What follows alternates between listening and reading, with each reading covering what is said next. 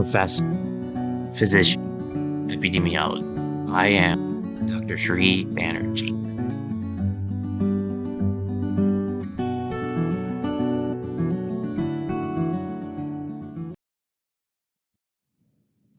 Hello everyone, I'm Dr. Sri Banerjee, core faculty for the College of Health Sciences and Public Policy at Walden University. And in this video, I want to give you a resource that you can use when you are looking for an occupational health topic. Next time you're looking for an occupational health topic, look no further. This is actually a very comprehensive resource that you can take a look at. And it has everything from how to look for grants and funding in occupational health to a NIOSH index to looking at health topics, which is what I want to focus on. So what it does here first is actually divides the number of topics into 6 categories. And so those are hazards and exposures, chemicals, total worker health, industries and occupations, diseases and injuries, and safety and prevention. So what you can do, and there's more resources below, but I want you to focus on these 6. And then what you can do is actually click on one of these. And once you click on it, you'll actually look at all sorts of sources of exposures and hazards in occupational health. And so you can have any topic that of your choosing that helps you. So if you want to look at aerosol exposure within your occupation or within a certain occupation, this may be of importance. Yeah, take a look at this. Some of this aerosol sampling.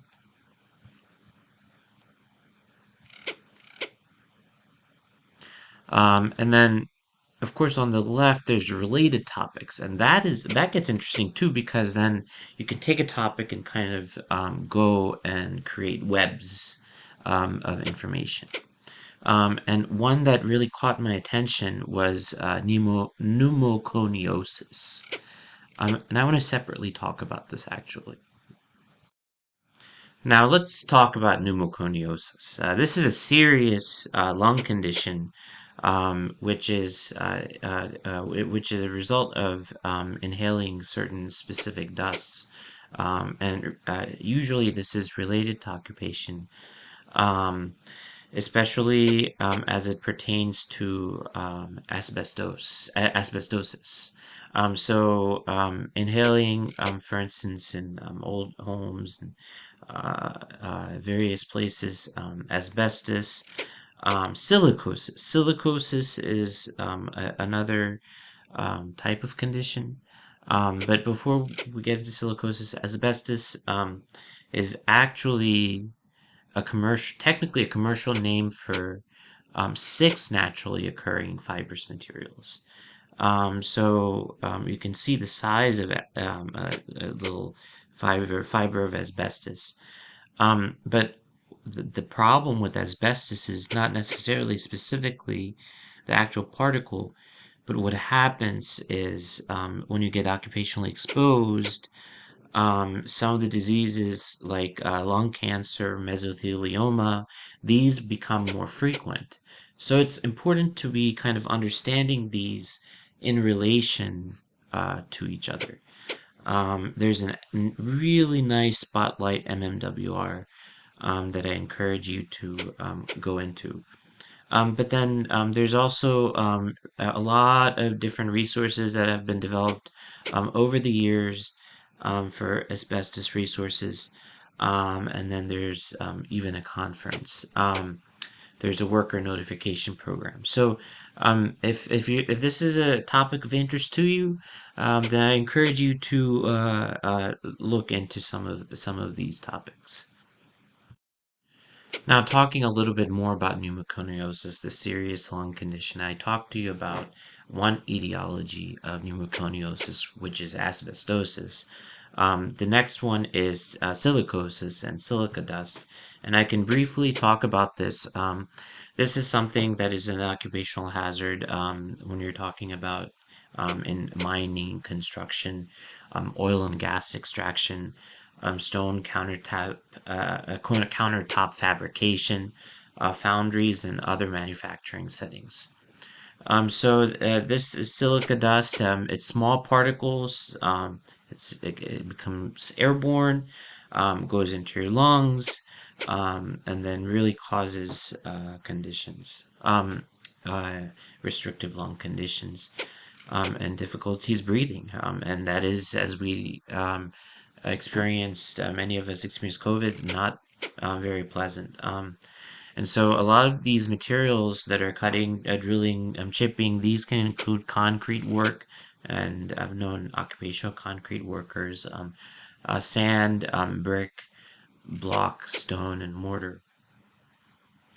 So, this is something serious, and inhaling silica dust can cause deadly lung disease, and a lot of this is not necessarily known. So this is something that is another one that is good to look into.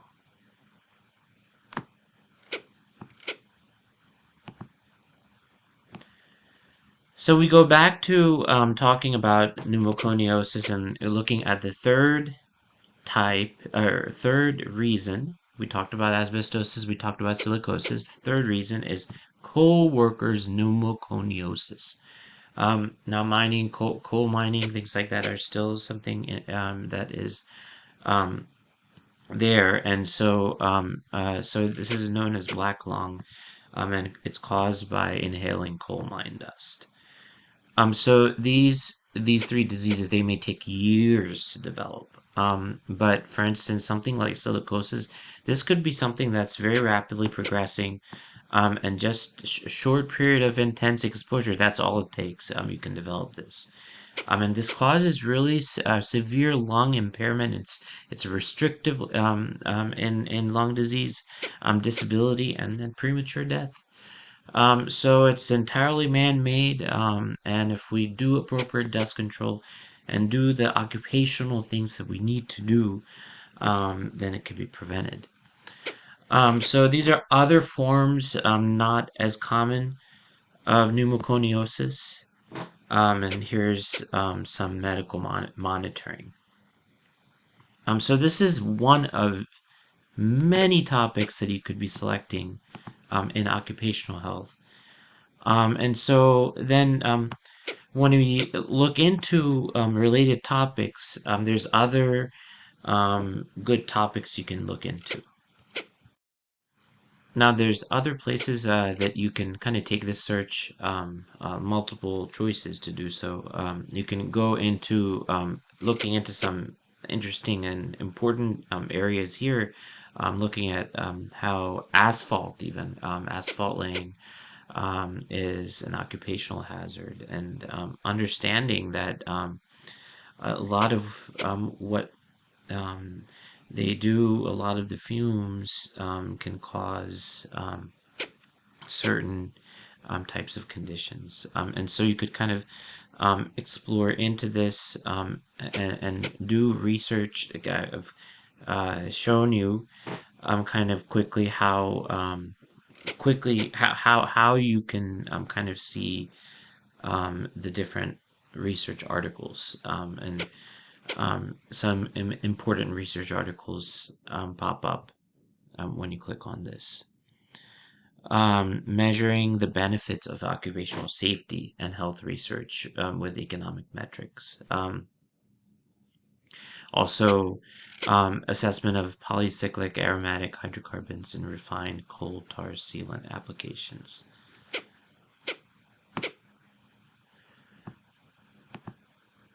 So moving back now, here's some additional articles here with asphalt fumes and what that can cause.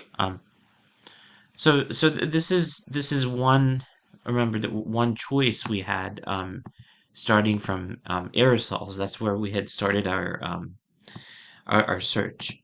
So in search, If we do, um, well, some of these searches don't seem to be working, but if we do certain searches, then we can find more information.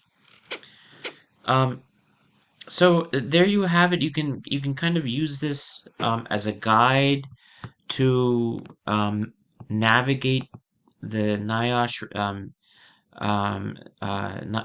website and take a look at some of these really interesting topics. And you could start anywhere that you choose. You could start with venomous snakes, if you please, or even venomous spiders.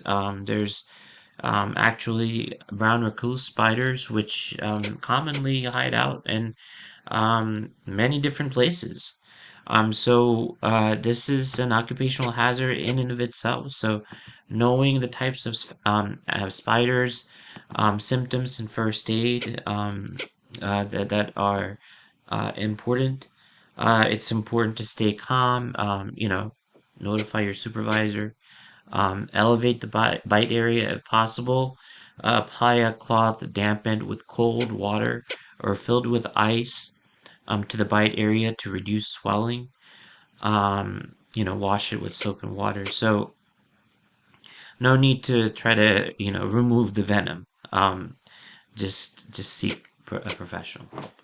So as you can see, there could be symptoms of allergic reactions to spider bites too. So occupational health does not stop at many of the common conditions that we see in other disciplines. You have to be knowledgeable about everything from materials to snakes to even poisonous plants. You have to know your plants. Um, it could be electric and magnetic fields, um, carbonless copy paper, and the list goes on for hazards and exposures. But this is again only one category because over here on the left, if you switch over, then you can click on diseases and injuries and even absenteeism in the workplace. This is a public health issue. So when we take cancer, that there's actually kind of an occupational portion of that. So when you're looking at the diseases and injuries category, what I encourage you to do is see how specifically each of these diseases are applying to the workplace. One important one is latex allergies.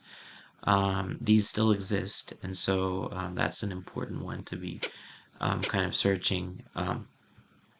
And you can quickly pull up work-related asthma and certified nurse aides, and potentially through having a lot of exposure to latex and things like that. So anyway, this is a good, comprehensive sort of guide that I encourage you to go through to look at and explore various sorts of topics in occupational health. It could be anywhere from aerosol exposure, as we found this morning, to anything from to asbestosis, different types of pneumoconiosis, should I say? So there's a whole even asphalt laying. There's different occupational hazards. So visit the NIOSH website and take a look at the topics. And if it's poisonous snakes or insects or something that is exciting in occupational health, then go for it. And so I end with that note. Thank you for listening.